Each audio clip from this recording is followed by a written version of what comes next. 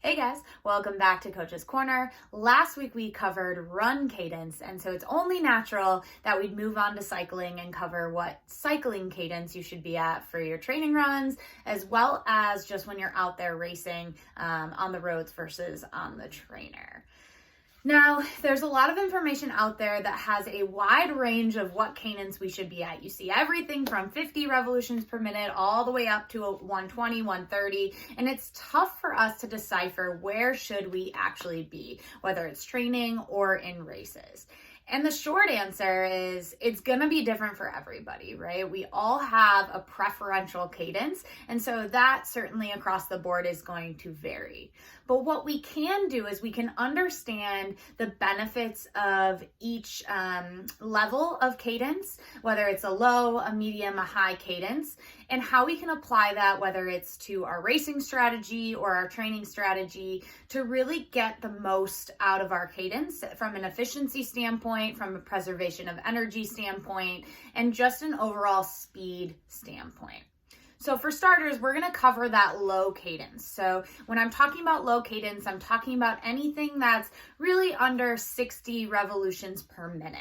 Now, there's some riders that can just crank this out 60 RPMs for an entire race, but that's not for everybody. Typically, we associate that low cadence, so under 60 revolutions per minute, that's going to be for your hill workouts. It's going to be even if we're trying to develop just overall strength in the legs. And the reason being is when we pedal at a incredibly slow cadence, this does not require the use of a lot of oxygen, and we're really targeting those type 2 muscle fibers, so those glycolytic, the anaerobic energy system, where we're developing quick energy and we're not relying necessarily on our lungs to pump all that oxygen through to our legs and get that absorbed by the muscles. For that reason, this puts our muscles under a high neuromuscular fatigue state. So if we're going to be pedaling at a low cadence for a long period of time, you're going to reach that neuromuscular fatigue where our leg muscles just can't contract as quickly anymore, and it's going to be tough for us to change gears or even maintain our speed.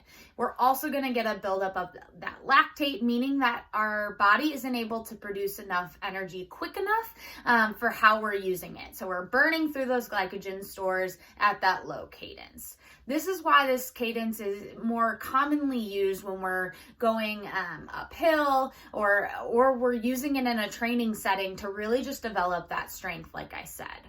It also can be used to develop our sprint training, right? So when we're talking about sprinting, a lot of our sprinting is also anaerobic. So this means that we can really target those type 2 muscle fibers by including those low cadence intervals throughout a workout. And just like we can train our muscles to get stronger, we can also train our neuromuscular connection. So we can incorporate these low cadence intervals at an end of a workout to really help our body get adjusted to what it's like to pedal under neuromuscular fatigue and kind of delay that onset, whether it's in a workout or in a race setting. So we can also use that low cadence for those purposes as well.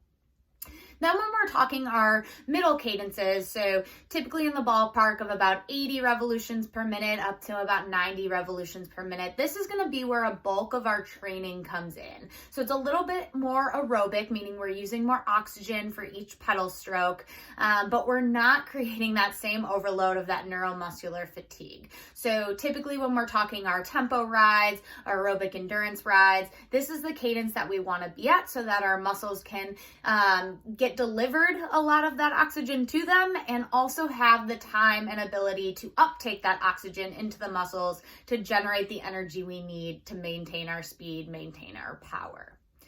Then when we're getting up into those upper ranges, we see some athletes that are pumping out their cadence at 115, 120, 130 revolutions per minute. And when we're talking about high cadence, the most important piece of that is that we're maintaining control, we're maintaining a fluid pedal stroke. So what that means is we're not bouncing in the saddle, we're not swinging side to side, there's no movement in our upper body or through our hips, and we're really able to pedal smoothly through the 4 quadrants of the pedal stroke. I say that because oftentimes we think that we should just pedal faster, and sometimes we need to adjust the gear as well. So if we're pedaling at 130 revolutions per minute, but we're at a really low gear, we're actually losing efficiency and losing time, where we should go up one gear and then try to hold that higher cadence to really make the most of each pedal stroke. Okay, so it's going to be a balance between the two, and it's important to practice that, whether it's on your trainer or in practice, so that when you get to a race setting, you'll know how to adjust the gear to match what cadence you need for that particular point in the course or in the race, to get the desired outcome or effect. So typically you're reserving these higher cadences, especially the 120s, 130s, for that final sprint effort. But again, making sure it's smooth, it's controlled, we're not bouncing, and we're at that higher gear so that we can maintain that fluidity or that balance.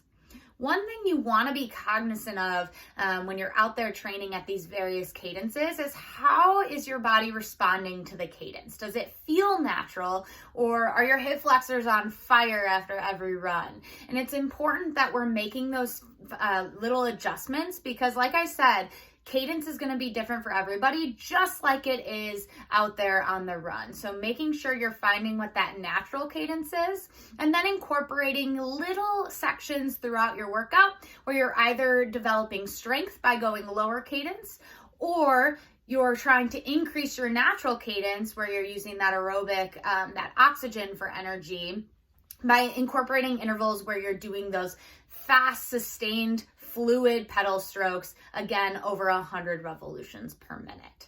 So take some time over the course of the next few rides and try to figure out where that comfort level is, and then test yourself out by going slower by about 5 to 10 revolutions per minute, and then also try going higher by about 5 to 10 revolutions per minute, and see how your body responds. As always, thank you guys again for watching. Stay tuned for next week. We're going to cover what it's like for swim cadence next week, right here at Coach's Corner.